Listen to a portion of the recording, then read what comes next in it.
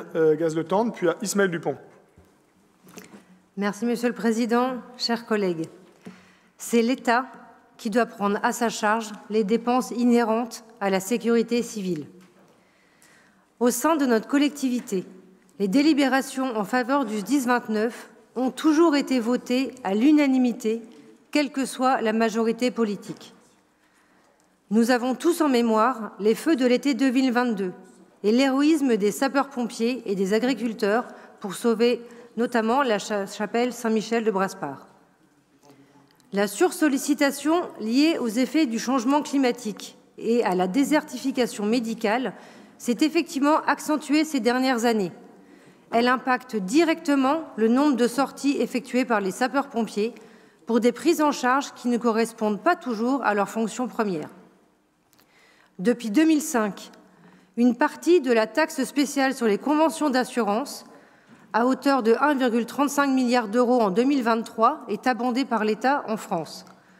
Cette somme reste malgré tout bien inférieure aux besoins réels et oblige les départements à renforcer leurs investissements dans un contexte budgétaire de plus en plus contraint.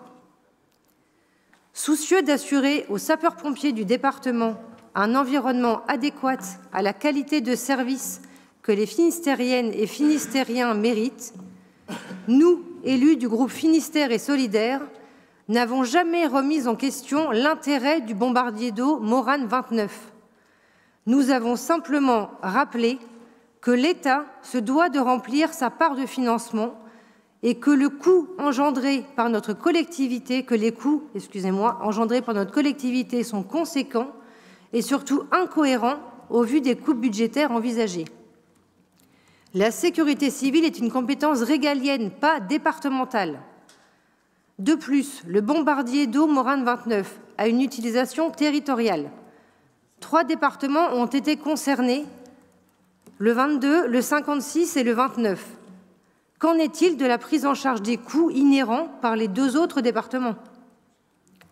Certes, vous voulez augmenter le budget alloué au SDIS, mais dans cet objectif, nous aurions apprécié qu'un suivi actualisé de la déclinaison du SDACR nous soit présenté, et avec notamment un point territorialisé sur les investissements réalisés à venir et les besoins réels. Avoir une guerre d'avance contre les incendies, oui, mais pas en prenant à notre charge une dépense qui n'est pas de notre ressort, et pas non plus en créant une polémique politique. Monsieur le Président, Kevin Faure l'a rappelé, le projet du centre de formation de Saint-Ségal a été initié, et vous venez de le confirmer, sous la précédente mandature. La présence de nombreux conseillers départementaux lors de son inauguration et à chaque Sainte-Barbe dans nos cantons respectifs prouve notre respect mutuel pour ces femmes et ces hommes qui s'engagent pour notre protection. Je l'ai rappelé en introduction, le SDIS 29 a toujours été un sujet de consensus au sein de cette collectivité. Il est regrettable que cette délibération entame cette réalité et n'en doutez pas, Monsieur le Président, nous assumerons et expliquerons aux sapeurs-pompiers notre vote de ce jour. Je vous remercie. Je viens d'entendre ce que vient de dire Lady Le Hiré. Moi, j'attire une vigilance, enfin la vigilance de tout le monde sur ce qui pourrait être dit dans les Sainte-Barbe. Si la majorité départementale s'engage à tenir des propos proches de la diffamation sur la position de vote qu'est la nôtre, pourquoi pas? Mais je le redis, nous ne sommes pas contre l'idée qu'il y ait un bombardier d'eau dans le Finistère. Nous sommes contre le cofinancement par le conseil départemental. On a parlé de l'hôpital de Carhaix ce matin.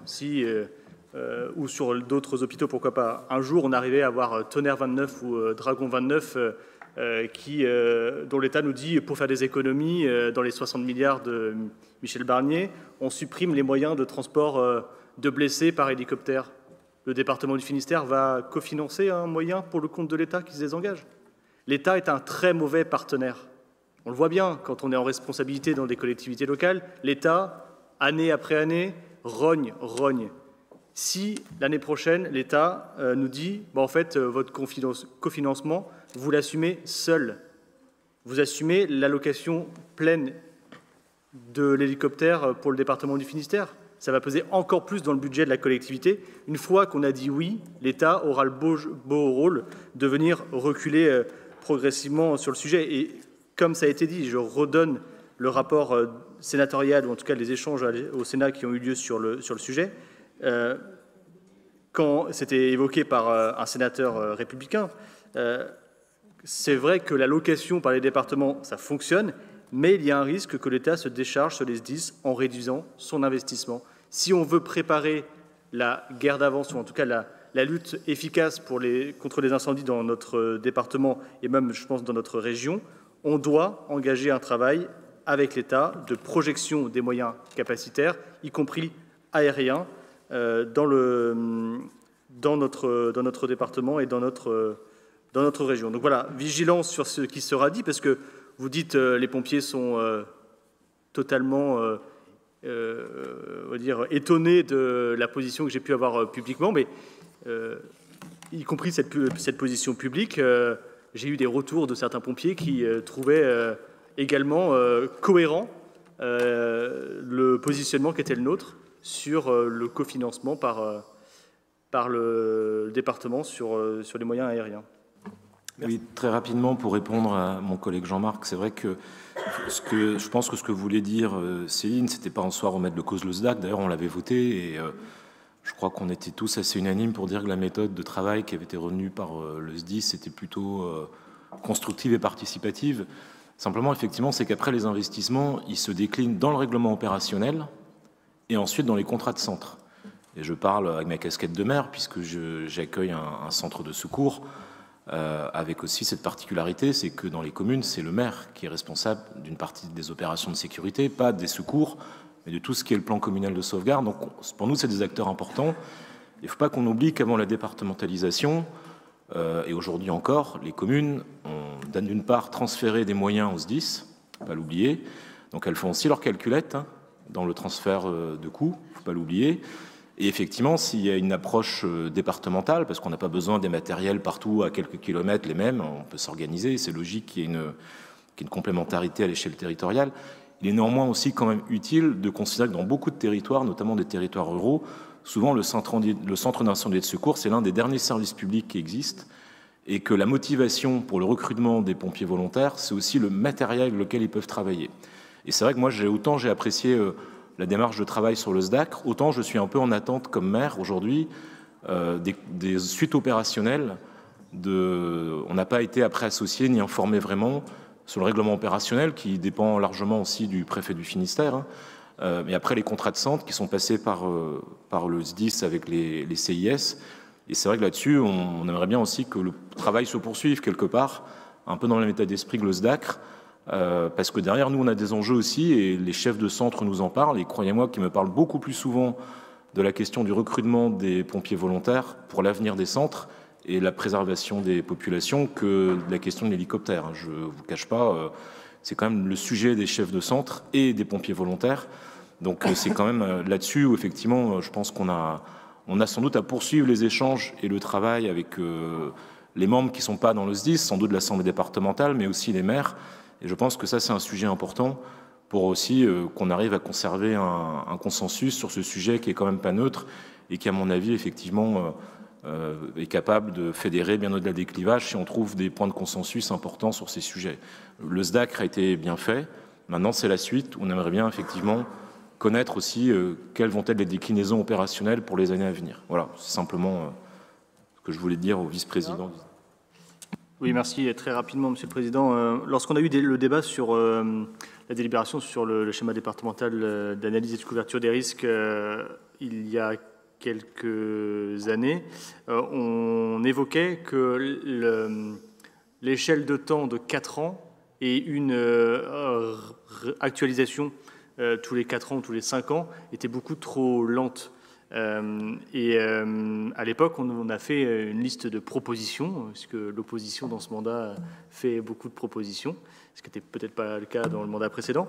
On avait fait 15 propositions pour amender le SDAC, dont la première, effectivement, de mettre en place des rendez-vous annuels avec les élus finistériens pour adapter opérationnellement le SDAC. Et on le voit bien, dans le SDAC tel qu'il a été voté et délibéré en 2023, 2022, il n'y a pas mention du besoin d'un bombardier d'eau dans le département du Finistère. On a une actualisation qui évoque qu'il faut qu'on achète des bâches pour justement qu'un bombardier d'eau puisse venir prendre de l'eau dans des zones où on collecterait de l'eau de manière temporaire, mais on ne dit pas qu'il faut doter notre département d'un bombardier d'eau. Et s'il faut le faire, puisque avec le retour d'expérience, on se dit que l'État doit investir pour financer un moyen de lutte contre les incendies de manière aérienne, à ce moment-là, il faut l'actualiser. Et c'est ça, je pense, qui est attendu notamment par tous les élus locaux, les maires et puis les conseillers départementaux, de pouvoir régulièrement, parce que la démarche était assez pédagogique en plus à l'époque, pour justement faire l'état des besoins et les adapter. Mais si on attend à chaque fois 4 ans, c'est beaucoup trop lent à mes yeux, pour avoir une capacité opérationnelle efficace, adaptée aux besoins qui évoluent très rapidement. Et puis ces propositions, je me réjouis de voir que la proposition des réserves d'agriculteurs que je défendais depuis 2022 soit aussi retenue.